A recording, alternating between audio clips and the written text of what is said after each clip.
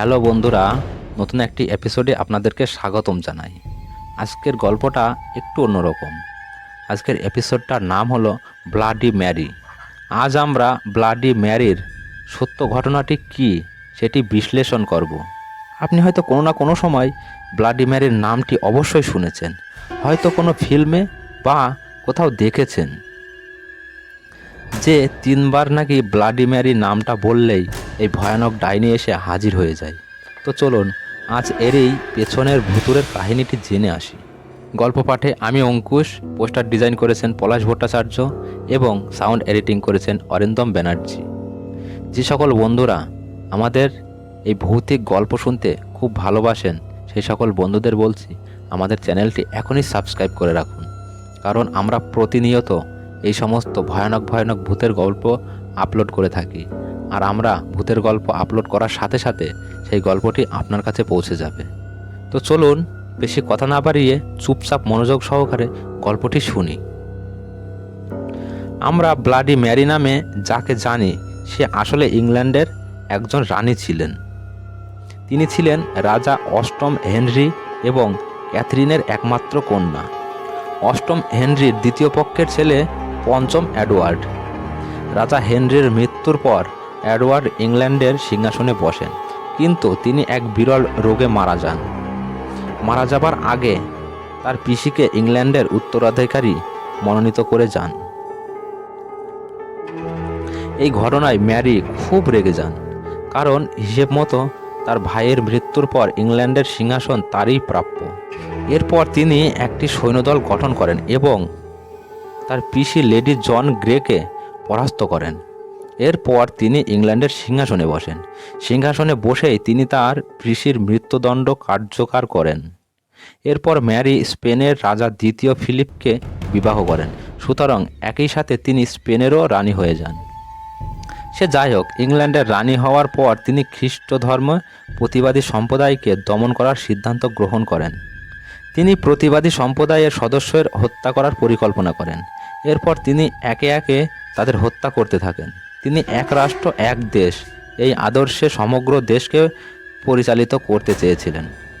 একজন মহিলার এই আগ্রাসী মনোভাবের জন্য দেশের সবাই ম্যারিকে নিজ চোখে দেখতে শুরু করেন, কিন্তু কেউই প্রতিবাদ করার সাহস পেত না, কারণ প্রতিবাদ করলেই মৃত্যু নিশ্চিত।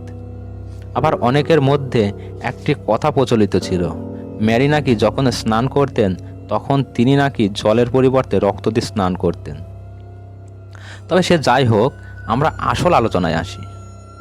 ম্যারির কোনো সন্তান ছিল না। একদিন হঠাৎ করেই ম্যারির ভাবনায় আসে তার মৃত্যুর পর ইংল্যান্ডের সিংহাসনে যাতে তারই উত্তরাধিকারী বসতে পারে সেই ব্যবস্থা কিভাবে করা যায়। এরপর ম্যারি মা হওয়ার সিদ্ধান্ত গ্রহণ করেন। তবে এবার ম্যারির আগ্রাসী মনোভাব পাল্টে গিয়ে মানবদরদী মূর্তি দেখা দিতে শুরু করে। যখন ম্যারির সন্তান জন্ম দেওয়ার সময় হয়ে এলো, কাকতালীয়ভাবে ম্যারির গর্ভ থেকে সন্তান জন্ম হলো না। এই ঘটনায় সবাই আশ্চর্য হয়ে যান। এই ঘটনার কিছুদিন পর ম্যারির পেট আবার আগের মতোই সমান হয়ে যায়। আমরা জানি যে মা যখন গর্ভবতী থাকেন তখন তার পেট আকারে বেড়ে যায়। এরপর বৈদ্যকে ডাকা হলে সে জানায় ম্যারির পেটে বাচ্চা নয়, বরং খারাপ কোনো জিনিসের বা আত্মার বসবাস ছিল। এই কথাটি শোনার পর ম্যারি হতবাক হয়ে যান। এরপর ম্যারি আরেকবার গর্ভবতী হন, কিন্তু এবারও ঠিক আগের ঘটনার পুনরাবৃত্তি ঘটল। কিন্তু এবার ম্যারির স্বাস্থ্য পুরো ভেঙে গেল। কিছুদিন পর ম্যারি মারা যান।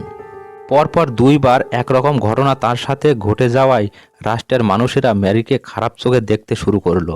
ম্যারির ক্রূর মনোভাব এবং নিজের স্বার্থের জন্য অসংখ্য মানুষের হত্যা করার জন্যই এমনটি হয়েছে বলে মানুষের মধ্যে ছড়িয়ে যায়।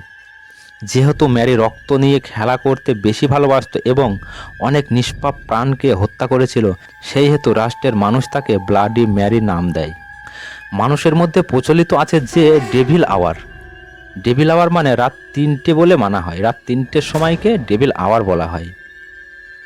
রাত 3টে শুরু হওয়ার পর থেকে যদি কোনো অন্ধকার ঘরে মোমবাতি জ্বালিয়ে 3বার ব্লাডি ম্যারি বলা যায়, তাহলে নাকি সেখানে ব্লাডি ম্যারির আত্মা উপস্থিত হয়ে যায় ও নানান ভুতুড়ে কার্যকলাপ ঘটতে থাকে।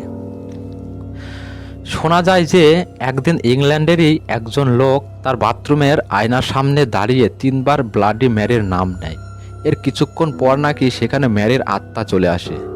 এরপর যখন সে আয়নায় নিজের মুখ দেখতে চায়, তখন নাকি এক মেয়ের মুখ ভেসে ওঠে, আর মেয়েটির দুটি চোখ দিয়ে রক্ত গড়িয়ে পড়ছে। এই ঘটনাটি দেখে সেই ব্যক্তিটি আতঙ্কিত হয়ে যান। এরপর আয়না থেকে সেই ডাইনি মেয়েটি বেরিয়ে এসে নাকি সেই লোকটির চোখ উপড়ে নেয়। তবে ভাগ্যক্রমে লোকটি বেঁচে যায়।